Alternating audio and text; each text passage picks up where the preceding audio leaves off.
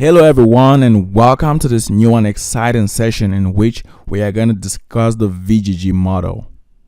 VGG actually stands for Visual Geometry Group, and this was presented in the paper by Karen Simon-Young and Andrew Zizerman entitled Very Deep Convolutional Networks for Large-Scale Image Recognition. In this session, we are going to discuss different methods which the authors of the VGG paper used to drop the top 1 validation error rate from 38.1 to 23.7, where this 38.1 was achieved by the breakthrough ConvNet model, which is the AlexNet model. Don't forget to subscribe and hit that notification button so you never miss amazing content like this. Now, in the previous session in which we treated the AlexNet model and we saw the power of working with ConvNets and solving recognition tasks, one thing we could notice already or very clearly from this model is that it's quite shallow. And so Simon-Young and Andrew Zizerman go even deeper with the VGG model. In this paper, the authors investigate the effect of the ConvNet or of the convolutional network depth on its accuracy. Note these words, depth and accuracy. So unlike the AlexNet, where the depth is relatively small and is actually a shallow network, here the authors use a deeper convolutional neural network and make use of smaller convolution filters. Now recall with the AlexNet, from the very first layer, we already had 11 by 11 filters. And we argued that this helped in capturing large spatial dependencies. Now we'll explain how it's possible for us to make use of the smaller and more economical convolutional filters while still capturing large spatial dependencies like the bigger 5 by 5 and 11 by 11 filters will do. To better understand why it's better to work with 2 3 by 3 conv layers as compared to working with a single 5 by 5 conv layer, let's consider the following examples. So here we have these 3 examples. Let's start with this first one here. So let's have this. We'll start with this part here. And this one, if you notice, is 5 by 5. So here you have kernel size of 5, input size of 10, and no padding, dilation of 1, and stride of 1. So here we have this here, and you could see we have this output which is 6 by 6. So you have the 6 by 6 output, and the way each and every pixel in the output is gotten is quite simple. You have the kernel right here. Let's have this kernel. We have this kernel which has been passed on a particular patch on the input, and then this produces the outputs.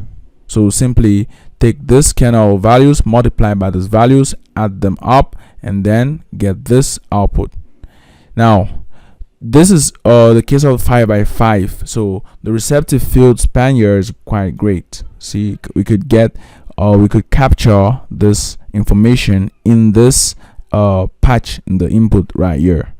Now for the number of parameters, you could simply count this. We have 5 times 5, which is 25 parameters. Here we have 25 parameters. And then for the learning capabilities, this one is quite limited. Here we have 25, and here we would say this is quite limited because if we suppose that we have an input, let's say we have this input which is passed through a single conv layer, and then obviously the conv layer ends with a non-linearity, in our case the ReLU non-linearity. So let's say we have the non-linearity right here, and then we get the output. Now this doesn't capture as much complex information as we would be able to capture if we had 2 conv layers stacked. Now here when you stack this first one, this is a case of 3 by 3 and this is a case of 5 by 5. So here after this first 3 by 3, we then have this other 3 by 3 with this other non-linearity. So here we are able to capture much more complex information from our input information or from our input data as compared to when we just have one single conv layer. So that's why here, let's take this off. Here the learning capabilities isn't as much as this 2 3x3. Now let's get to the receptive field span for the 2 3x3. To understand this, we are going to take this example right here.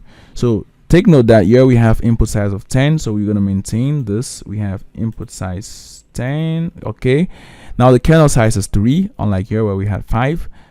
Padding, dilation, and stride number are the same. Now notice that the output we have here is 8x8, unlike here where it's 6x6. Now since we are having 2 3x3 conv layers, we're gonna get this output just like the output we get here is this. So let's put this here. We have this input, here is it, and then we get this output, which is going to be input of another 3x3. So this is the first 3x3, and then this is the next 3x3. So this will be the input of another 3x3 conv layer, and then we should produce the output. So what we're trying to show here is when we have this output here, which is the input of this next layer. So this two here are combined as one. This forms one. So this here, this 8x8 now is the input. So here, instead of having 10, we have 8. So we take this input size of 8. There we go. Same kernel size, patterns, dilations, try the same. And what we want you to notice, let's take this off. What we want you to notice here is the fact that this output is 6x6. And so this means that this here, if we follow this, let's take the mouse. If we follow, you see this here captures the same information as you would as this one here would capture. And so we could confidently say that the receptive field span here is quite great. Now for the number of parameters, here we have 9, and here we have 9. 9 plus 9 is 18. So 18, we could put here 18. You see clearly that this model now is cheaper as compared to a model which uses a 5x5 or even 11x11. Now for the learning capabilities, we've seen this already. Because we stack 2, we're able to capture much more complex information from the inputs, and so this is great. So in all, we see that it's better to use this conv layers with smaller kernel sizes. We want to thank Edward Young for providing this convolution visualizer, which you can find on syoung.github.io.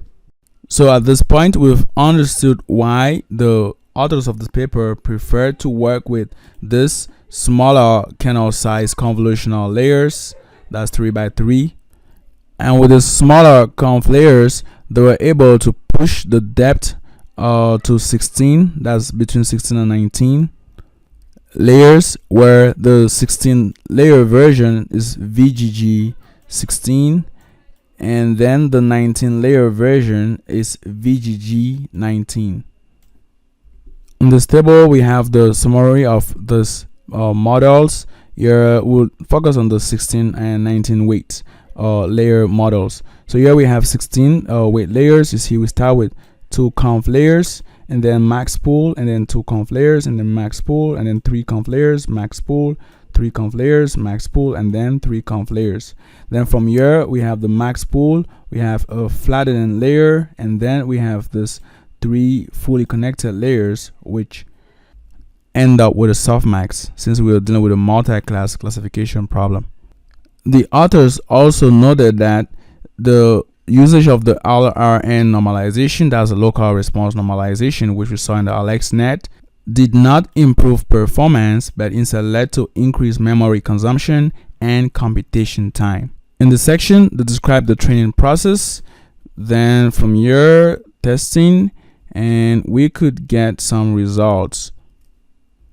And here we see we have this top 1 validation error, and we also notice that we have this ConvNet layer, or this ConvNet model here A. Now the A, B, C, D, E, you could get them by checking on this table here. You have A, A with the LRN normalization, B, C, D, and E right here. So basically, these are those different models, and here are their results. So we're working with the local response normalization.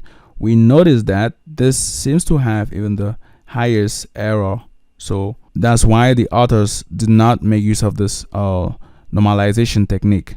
Now we get the best results with the VGG19. So this year, the VGG19, we get 25.5 for top 1 and then 8 for top 5. Now if you're new to this notion of top 1 val error and top 5 val error, you could check out the previous section where we discussed the top 1 accuracy and top 5 accuracy. Here again, now we have this comparison with the state-of-the-art solutions at the time. You see here AlexNet, Overfit, Inception, MSRA, Clarify, this model by Clarify AI, and Zeller and Fergus's model. So here we see that the VGG has at the time had the best results. And with this, we can conclude that stacking up those conv layers with smaller kernel size actually helps in getting better results. And in subsequent sections, we'll see the limit of just stacking up many conv layers as with the VGG.